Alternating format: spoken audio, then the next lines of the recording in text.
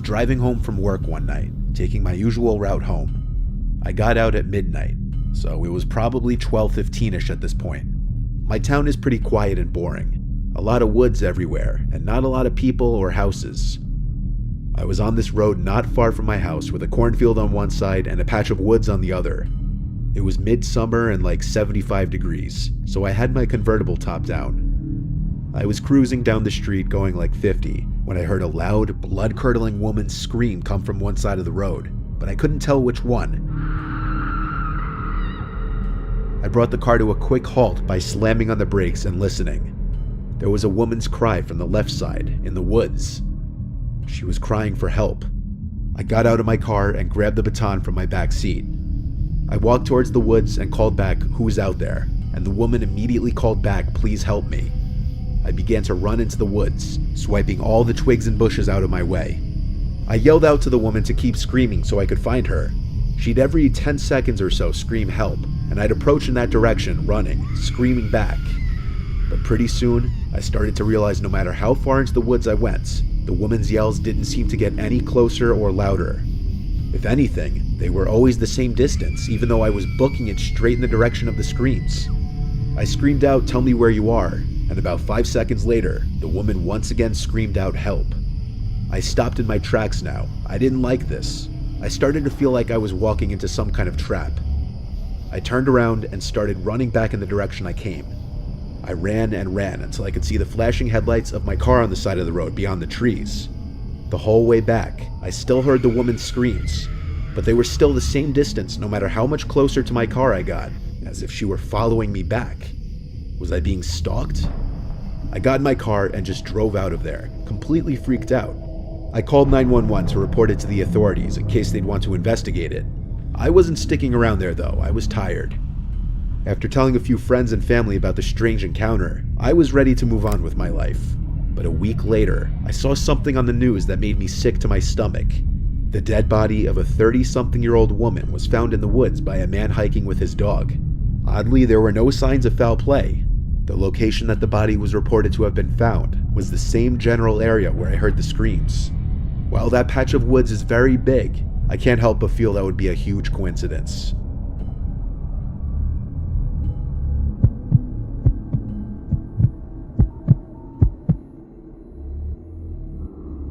I was driving from Brooklyn to Vermont to my friend John's cabin to have a weekend of snowboarding. I had 2 cars at the time of this story, a 2013 BMW 3 Series and a 2006 Ford F-150, which I was driving on this particular night. I had my snowboarding gear in the bed of the truck. I was about 45 minutes from my buddy's cabin at this point. It was late, like 10 p.m. It was pitch black on these roads and it was snowing. There were like no other cars on the road up there besides me at that hour. I had just gotten my truck back from the mechanic a few weeks ago. I frequently had problems with that truck, and that night was no exception. At perhaps the worst possible time, on the quietest, darkest road, suddenly my engine starts to completely overheat into the red zone. I slow down and pull onto the side, and I wait for it to cool down again. Then I slowly got back on the road. But even at a slow speed, the needle went back up to the red, and the engine was overheating again. I had to pull over and turn off the truck. I went under the hood to try and diagnose the problem, but I couldn't in the dark and the snow. I had to call John. On this road, the reception for T-Mobile was non-existent. I couldn't even call for help. In the moment, I felt screwed. I went into the truck to turn it on again, and at least wait in the heat of the truck as it idled. It didn't seem to overheat while idling. I tried one more time to drive, but the same thing happened again. So I had to wait like 10 minutes before I saw a car passing. I had my hazards on, and I opened the door and waved my arms. The passing car stopped. It was some little Toyota. The guy rolled his window down, and I thanked him for stopping and asked if I could use his phone. He asked what happened. I told him my truck was overheating and was undrivable. He then asked me if I'm all alone. I paused for a second and said, "Yeah?" He reached for his cell phone and handed it to me. He must have been a local because he had bars. I called my friend John, he picked up, and I asked him what I should do. He told me to call this specific towing company nearby and that he'd come and pick me up. I gave him my exact location and he said he was gonna head over. After that, I called the towing company he gave me and requested assistance. During both phone calls, the guy in his car watched me the whole time. I tried to not look back though. After my phone calls, I handed the man back his phone and thanked him. He said you're welcome, and without saying anything else, he rolled up his window and drove down the snowy road into the darkness ahead. I watched as his taillights disappeared completely as he descended below the top of the hilly road above. I was once again alone. I got back into my idling truck to be in the warmth. I flicked the headlights off for a second just to get an idea of how dark it was out. And when I say I couldn't see an inch outside the windows, I'm not exaggerating. It was pure blackness. I sat in the truck waiting and waiting. I couldn't even do anything that needed an internet connection. I resorted to playing games on my phone for 20 minutes, until there was a bang at my passenger side window. I jumped out of my skin as I looked to the window. I couldn't see much of the person, it was too dark outside, and the headlights didn't really light up the sides of the truck. I heard a man's voice start begging for help. He was yelling at me to open the door, he was freezing. I heard him trying to open the door himself, but it was locked. I shined my flashlight to the window, but it barely helped in seeing who was out there. All I saw was someone in a really big black coat with the hood over his head. I yelled back, "What's wrong?" And the mysterious man outside replied saying he's lost and stranded and needs to get out of the cold. I didn't trust this. I sat there nervously trying to figure out what to ask him to prove he's not someone looking to harm me. I didn't even figure out what to say before he started aggressively trying to still open the locked door, and then started pounding on the glass even harder, still screaming for help. In the heat of the moment, I decided to listen to my gut. I put the truck in drive, and he realized this and started pounding harder on the window to break it. I drove the truck onto the road and brought it up to 30 miles per hour, despite the damage I was surely doing to the overheating engine. But then I saw something that I didn't expect that made me feel like my heart skipped a beat. As I came over the hill in the road, I noticed the reflection of taillights approaching me on the side of the road. As I passed the parked car, I realized it was that same Toyota from earlier, the one that the man was driving. I slowed down and lowered the window to see if the man was in the car, but I didn't see anything. It seemed like the car was empty. I looked out the window for a second behind the car, and my taillights lit up footprints in the snow, meaning that man who was banging on my window was him, and he was trying to trick me into opening the door to do who knows what. I kept driving my truck, knowing full well I was fucking up the engine, but I didn't care at that point. I pulled over a few minutes later when I saw headlights approaching on the other side, and I wanted to cheer in excitement when I realized it was the tow truck. I flashed my lights and he pulled to the side. As the driver came out, I told him about what just happened. He joked that he got there at the right time. Then he asked if the guy had a gun or anything on him, but I told him I couldn't see. He replied, "Well, then we better do this quick." It took him about 15 minutes to get the truck attached, and in that time, the Toyota never passed us. It was possible he turned around and went the other way for this exact reason. I used the tow truck driver's phone to call John again and tell him to just meet us at the body shop. To summarize the rest, John and I still went snowboarding that weekend, and the body shop replaced the broken water pump in my truck, causing the overheating. I sold that truck a few weeks later. I'm glad I didn't lower my window or unlock the doors to that man trying to get into my car. In that setting, I could have been murdered, and no one would have ever known who had done it.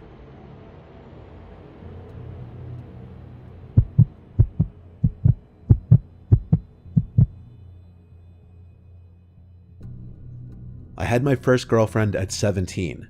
I lived with my mom at the time because my parents got a divorce when I was 11. One day, I asked my girlfriend on a date, and she was down. We both had jobs. I worked at a local grocery store and she worked at a Starbucks. We both worked the day shifts, and we were also in our senior year of high school. The reason why I asked her on a date that day was because it was a Friday, and we barely had any homework. After work, I picked up my girlfriend from her house, and we went to a small restaurant 10 minutes away from my house, because that's all I could afford at the time. We ate, then we went back to her house to spend some time together. By then, it was dark. She complained how our date night was short, and I told her I can't take her anywhere else that had to be paid for. We came to an agreement that we would go on a night drive. We drove in town, then we drove on some empty road in the woods.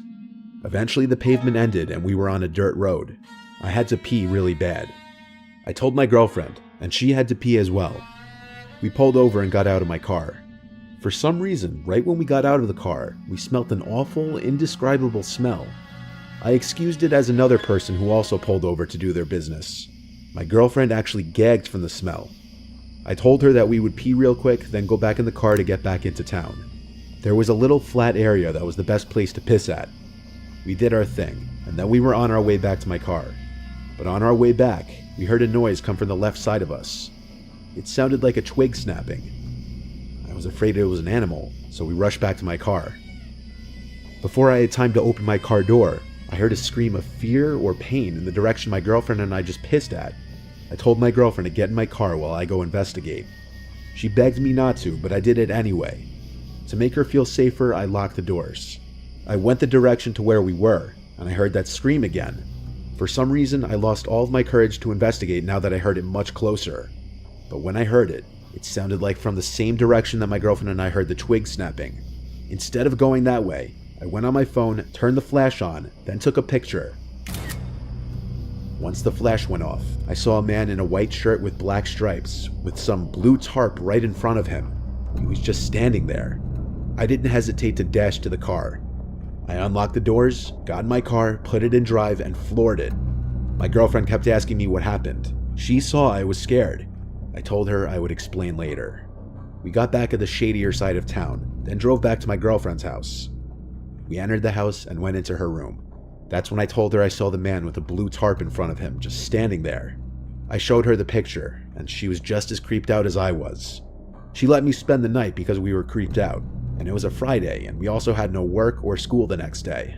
That was by far the scariest moment of my life. We aren't in a relationship anymore. I'm 23, she's 22, but we remain as best friends.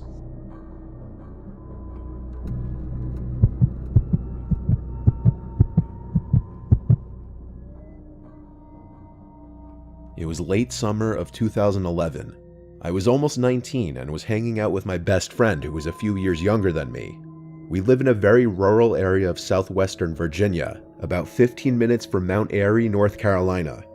Around here, pretty much everything closes by 10 p.m., so you have to find your own ways to pass the time. But that was never a problem for us, as we could always find a way to have fun. The night started out harmless enough. First to the mall, then cruising the streets looking for girls, things any teen guys would be up to. When that proved to be unsuccessful, we just decided to go bowling until they closed. We then went to Main Street a little before midnight, just to walk some of the back alleys, acting like the edgy badasses we thought we were. But we never felt like we were in any danger, as there isn't much violent crime in the area. After we'd walked all the streets, we got bored with this and decided to grab a bite from Waffle House, as this was pretty much the only late-night dining option at the time. After we ate and made a quick stop at Walmart, we still weren't ready to go home, so we set out driving around some of the backcountry roads. This was nothing new to us. As I said, around here you have to make your own fun, and late-night drives were always our thing. The stretch of road we were now on, I had only driven maybe once before during the day, though it wasn't far from where either of us lived. We just had no reason of going down it. While still in Carolina, the road is paved, but within a mile, it enters back into Virginia and turns into dirt. Like most of the dirt roads around here, the county doesn't really give this one much attention since it's so far out of the way, and there are very few houses on it. Since the road often washes out in the heavy rains, you have to drive much slower, and being as unfamiliar with it as we were now traveling at a crawl. While we were both more cautious now, it still just seemed as any other road we would drive. Now at this time of night, the roads are essentially empty around here, and with only a handful of houses on this road, we were certain we wouldn't run into any other traffic. The road is mainly all wooded and sits at the bottom of a small mountain. At night, it's easy to overlook any of the houses on it. We probably would have missed them all, if not for out of the corner of our eye, we noticed a light burning. We both looked and noticed a man standing under his porch light. We couldn't make out any features of the man, but we could tell he was watching us, standing completely motionless, with the exception of his head following us. While we were both now on edge, we tried not to think much of it. We figured it was just someone stepping out for a cigarette, but it's just his demeanor that was so uncomforting to us. While nothing came from that man watching us, this was only the beginning. We gradually picked up our speed as we were becoming a little more unnerved the more we talked about it. Within just a few minutes, though, we came to the end of the road, and we were back on the hardtop, a road that I was much more familiar with and that I drove about once a week. We turned right, and we were feeling much better as we could pick up our speed and leave the thoughts of that man behind us. We enjoyed the sights from this road as it travels atop a small mountain ridge, offering beautiful views of the town below. After a couple miles, we had reached the end of this road and made another right to make our way back to my house. This road is a little more wooded than the one we had just turned from, but I was even more familiar with this road, as I drove or ridden it literally thousands of times before. As we're making our way back toward the main highway, we saw something up ahead in the distant reaches of my headlights. Deer are horrendous around here, so we figured that's all it was and slowed down. We began to notice it was much wider than the brown fur of a deer, but we're both used to seeing the occasional albino, so still assumed that's all it was. As we got closer, we noticed it was no animal at all. It was definitely a human, but hunched over with their back to us. They were walking in the left lane against traffic, as one is supposed to. I looked back at my friend as he asked, "What the hell are they doing walking at this time of night?" I looked back towards the person and could finally make out the shape of an older looking woman with long, scraggly gray hair, wearing a white t-shirt and white pants. She still had her back turned to us until we were about 50 feet away from her. That's when she turned to us, and we got the first look at her face. I don't want to say she was on meth or other drugs, but that's the look she gave off. Deep eye sockets with heavy dark bags under them, greasy hair, and very aged skin. I'm not sure how old she actually was, but if I had to guess, I'd say mid-40s to late 50s. But that wasn't the worst of it. She put her hands in the air and started waving them frantically and running towards us. When she did, we could see what looked like dried blood all over the front of her shirt and pants, as well as what looked like a big knife in one of her hands. We weren't sure what she wanted, but that desire to be edgy badasses was instantly erased. We floored it and didn't let off until we reached the highway. We were so terrified of the entire ordeal that what would have usually been a 5-minute quick drive to my house became a 35-minute detour, just on the absurd thought that she could somehow follow us there. In small communities like this, you know pretty much everyone, but neither of us had ever seen this woman before, nor did we ever again. We kept a watch on local news for any stories about a bloody woman being picked up, but never heard a thing. I can't even begin to come up with an explanation why she would be walking the backcountry roads at almost 4 in the morning in her shape and condition, with blood on her clothes and a knife in her hand, with all the risks of human or animal altercation she faced. Fast forward to present day. I now live with my wife on that peaceful road on the mountain ridge, between the two roads of the incident. I take the latter one on an almost daily basis, and still have seen no sign of that strange woman since. But just earlier this year, there was a huge drug and cockfighting ring busted down the road of the watching man. I don't know if it was the same house, or if these people were even living in the area back then, but after all this happened, I've often wondered if that was the same house, and maybe that guy was keeping guard on the place. As for the woman, I just hope I never run into her again.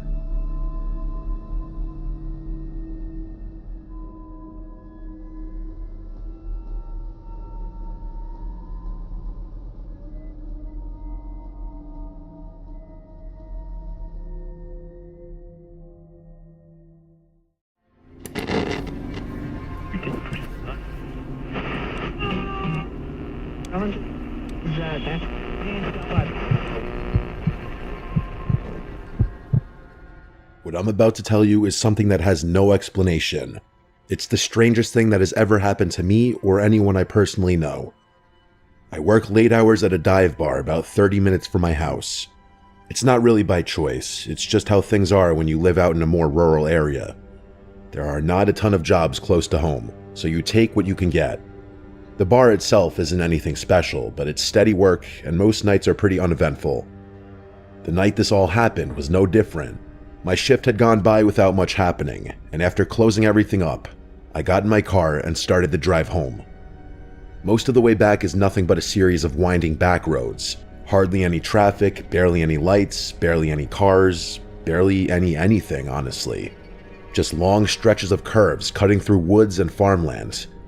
It's usually a pretty quiet drive, and honestly, I've always kind of liked it for that reason. Like a built-in detox where I have time to zone out or think about characters I met at the bar and interesting conversations I may have had with them. Not long into the drive, I remember thinking to myself how unusually foggy it was. I've driven those roads more times than I can count, but that night, visibility was worse than I'd seen in a while. I actually had to ease off the gas and take it slower because I could barely see more than a few car lengths ahead. Even flipping on my brights didn't help. It just made the fog glow and reflect back at me, almost like I was driving into a wall of white. It started pissing me off because I knew it would only add time to my trip, and I was exhausted. I was about halfway home when I noticed it. Through the fog, maybe a little off to the right side of the road, there was this faint yellow blinking light. At first, I figured it was just some kind of roadside marker or maybe a reflector, but as I kept driving, it didn't really get any closer or farther away. It just stayed there, blinking at a steady rhythm, like it was moving right along with me, keeping pace from somewhere deeper in the fog. The whole thing felt a little off. I couldn't tell how far away it actually was. It was like the fog was playing tricks on my depth perception. After about another minute of driving with that blinking light hovering in the exact same place, I started getting this weird feeling in my stomach. I couldn't even explain it to you. Something about it just didn't sit right with me.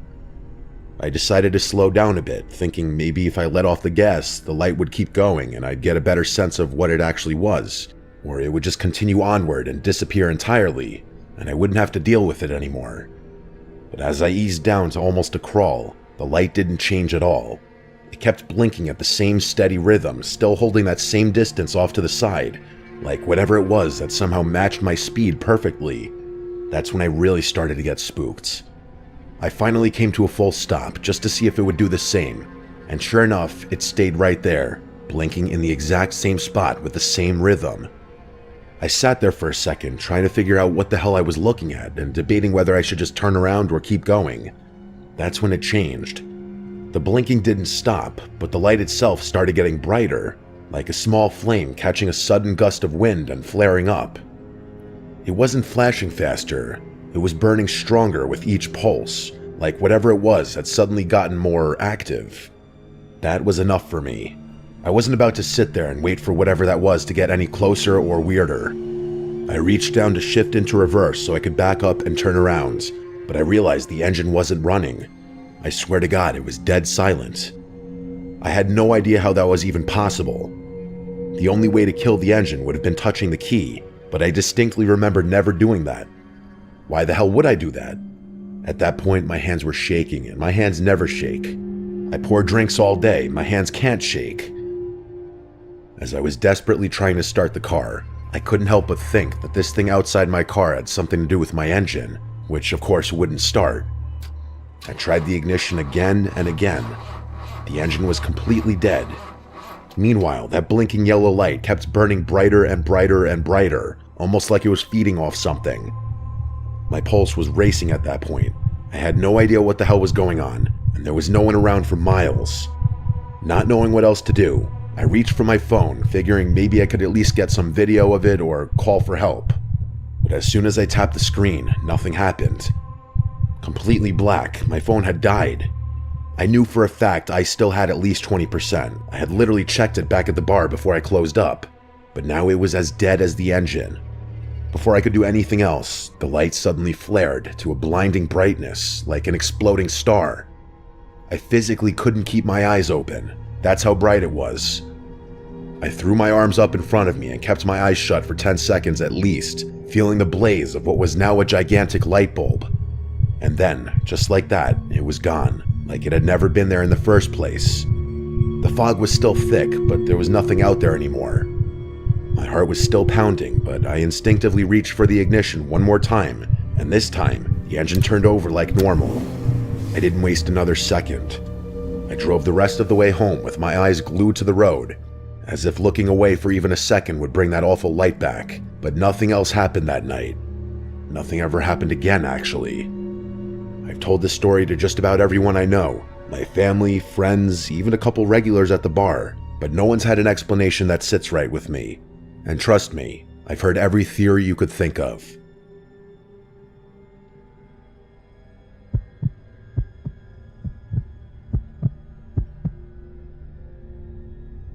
This happened a couple years back. I'm a long-haul truck driver. I've been doing this for years now, so I've gotten pretty used to the long stretches of nothing. This particular night, I was on my second-to-last delivery of a cross-state loop, just trying to knock it out so I could get home. The route had me cutting through one of those desert highways that barely get any traffic at night. No towns for miles, no gas stations, barely even any lights. Just a 2-lane road slicing through open desert under a sky full of stars. It's the kind of drive where you start to feel like you're the only person left on the planet. I was about an hour out from my next drop-off when I first noticed it. I glanced into one of my side mirrors and was kind of surprised to notice a dark SUV back there, trailing me. It wasn't riding my bumper or anything aggressive like that. It was actually keeping a pretty wide distance, but it was definitely following.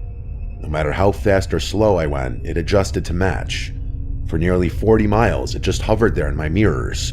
Always visible, always keeping that same strange gap. It never tried to speed up or pass, just sat back there like it was waiting for something. At first, I thought it was a driver who was afraid to pass me. Maybe they thought it was illegal or dangerous, but I cast that theory aside after driving through several passing zones. I guess it was possible they didn't know what a passing zone was, but I figured that was pretty implausible. As much as I was dying to know what was going on, I had a job to do. I couldn't afford to devote the whole night to figuring out what the guy behind me's problem was, so I tried to ignore him. As much as I tried, though, I couldn't help but glance at his car every so often. It was really starting to make me tick, which is something I rarely ever do. Around 2 a.m., I decided to pull off at a small roadside rest area. It wasn't a full truck stop or anything like that, just a dirt lot with a few faded parking spaces and a little shed with a couple of vending machines. There were also no external lights in the whole lot except for one dim bulb flickering above the vending machines. I figured I'd stretch my legs for a minute, grab a soda, and more importantly, let whoever was behind me pass. But when I glanced back before shutting off the engine, I saw that SUV pull in too, parking way off in the far corner of the lot. At that point, whatever confusion or discomfort I was feeling became pure rage. Whoever was driving that SUV was about to get a piece of my mind. I aggressively stepped down from the cab and started making my way over to the car, not even trying to disguise my frustration. But as I was stomping my way over there, whoever was inside must have realized that I was about to confront them, because before I could even get close, the SUV's engine suddenly flared to life and they peeled out of the spot like they were running from the cops, kicking up a huge cloud of dust and gravel. As they sped past me, I tried to catch a glimpse of the jagoff who was behind the wheel, but the windows were tinted and I couldn't make anything out. I watched as the car got back on the highway, tires still screeching.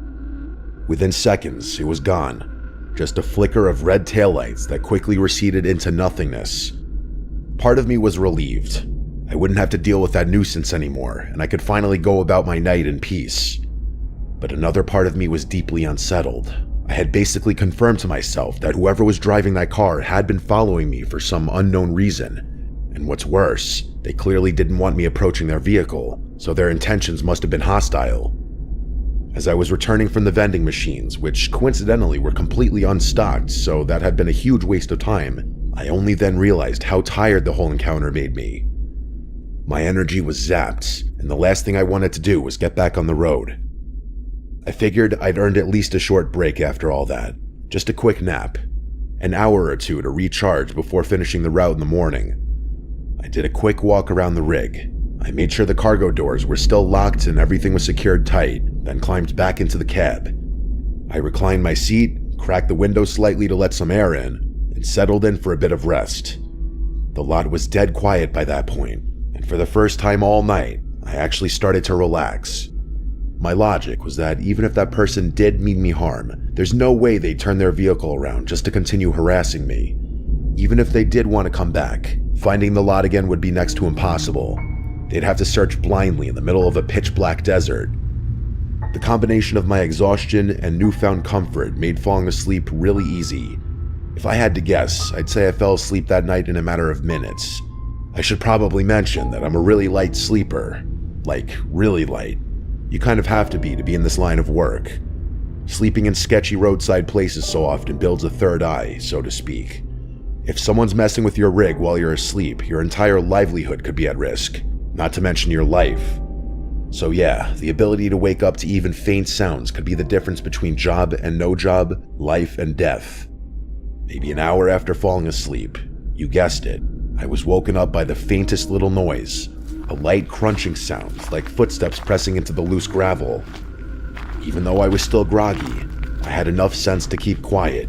I cracked the corner of one of my window blinds to take a look outside, and sure enough, there were two figures standing near the rear wheels of my trailer. They were crouched down low, inspecting the lower latch mechanisms like they were trying to figure out how to open them without making too much noise. They were keeping pretty quiet, but I noticed one of them had a small flashlight, using it to signal back and forth to the other. I couldn't make out any faces, but it was clear as day what they were doing. I didn't have any weapon on me. I usually don't, but if it came down to it, I was fully prepared to defend my rig and load. That's my life. As I watched, one of the guys reached into a small bag and pulled out what looked like a pair of bolt cutters. That was it. Without even thinking, I slammed my palm down on the horn, sending the truck's air horn blaring. Their reaction was instant. Both men jumped like they'd been hit with a lightning bolt, and they scrambled back towards the roadside brush. Not even 10 seconds later, I saw headlights appear out of nowhere. It was that same SUV from earlier, this time roaring back into view with its lights still off, before whipping around and disappearing into the night again. I never even had time to step out of my cab before the whole thing was over. After things calmed down a bit, I called the police. Honestly, I was mostly just calling to report the incident and get it on record, but they insisted I stay put until a unit could get there to check things out. It took a while, but eventually 2 officers showed up and helped me inspect the truck. Sure enough, there were fresh pry marks along one of the lower lock arms on the back of my trailer, right where those guys had been messing around. Fortunately, they hadn't gotten it open. The officers told me they'd seen this kind of thing before. Cargo thieves. Apparently it's a lot more common along that corridor than most people realize. They figured the SUV had been following me for a while, waiting for the right time to strike. This remains the most unsettling thing that has ever happened to me.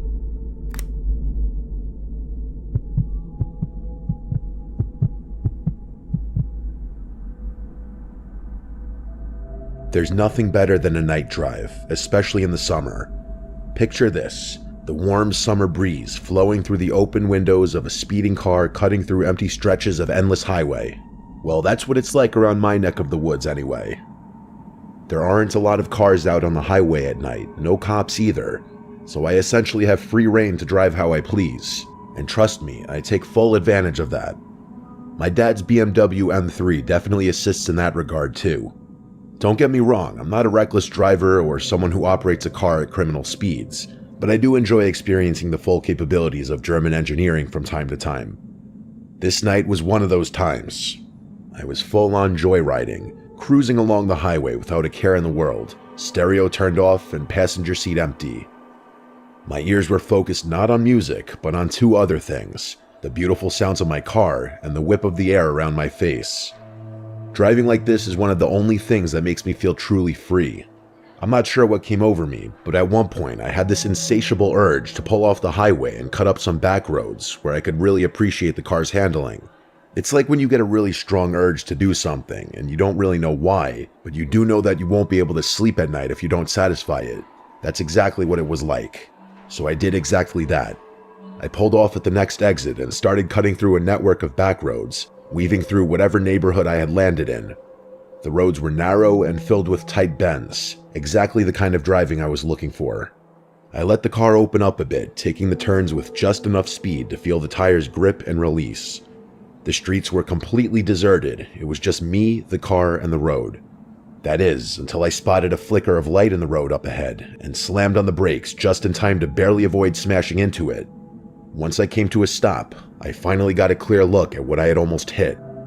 It was a shopping cart, just sitting there in the middle of the road like someone had wheeled it out and left it. The way my headlights bounced off the metal bars must have been what caught my eye and made it look a lot more sudden and dramatic than it really was. Still, it completely threw me off. I mean, it's not exactly normal to find a random shopping cart sitting dead center in the middle of the back road at close to midnight. Against my better judgment, I put the car in park, turned on my hazards, and stepped out to take a closer look. I probably should have just kept driving, but my curiosity got the better of me. The whole thing just felt so random and out of place that I had this weird need to make sense of it. The night air hit me right away, warm but a little buggy, and the only sound was my cooling engine making the classic BMW ticking sound. I walked up to the cart, unsure of what I'd find inside. Groceries, maybe? No, that was ridiculous. I internally scolded myself for letting such a dumb thought even enter my brain. I peered inside the cart and realized it was completely empty, just an ordinary metal shopping cart sitting in the middle of the road. I stood there for a few seconds, but when it became clear there was nothing unusual about the cart itself, I turned to head back toward my car. That's when I saw out of the corner of my eye, two dark figures suddenly broke out from the farmland beside the road. They were sprinting full speed, coming straight toward me. It took my brain a second to even process what I was seeing, but in that moment, it was life or death. My options were either act or die. I bolted back to my car and basically punched the start button. The car came to life as those figures made it to my car window. One of them stopped a few feet from my car, but the other one sprinted directly into my passenger side door, coming to a halt with a deafening thump. He didn't even flinch. It was as if my car were invisible. That's how fast he had been running. He didn't even brace himself for the impact.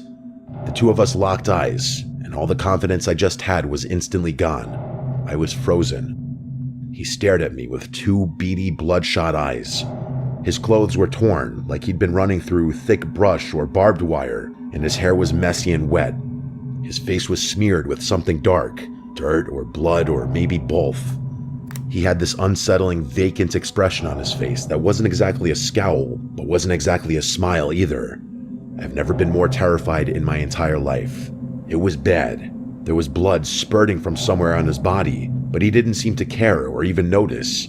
He must have realized I wasn't going anywhere, because he started fumbling with the door handle, trying to pry the door open. That's what did it for me. I snapped back to reality, maneuvered the car around the shopping cart, and sped out of there. I was beyond conflicted the whole drive home. Not only was I still shaken up and scared, but part of me also felt like that person needed help for his wounds and wasn't going to get it. I debated going back to see if he needed help, but ultimately decided against it. Instead, I reported the incident to the police while still driving, and they said they'd send someone over to the spot I described to check it out. When I finally made it back home, I parked in the driveway and got out to inspect the car. I needed to know how bad the damage was. That's when I noticed there was blood spattered across the entire passenger side door, way more than I had expected. It was streaked along the side mirror, smeared across the handle, even dotting part of the rear quarter panel. There was also a slight dent near the center of the door, just barely noticeable if you weren't looking for it. The amount of blood, though, that's what really got to me. It was far more than I would have thought from that brief impact. It was an inhuman amount of blood. The next morning, my dad took one look at the car and completely lost it.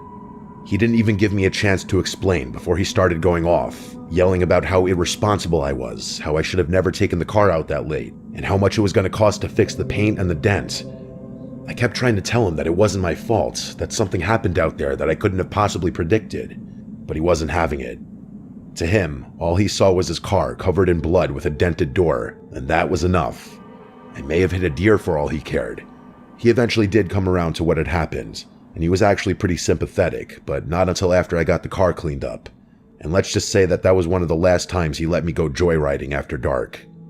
I'm pretty sure I can explain everything that happened. Those people, probably homeless, had tried to lure some unsuspecting soul out of their car with a shopping cart. I had been that unsuspecting soul that night. They just hadn't been fast or stealthy enough to get the jump on me before I could get out of there.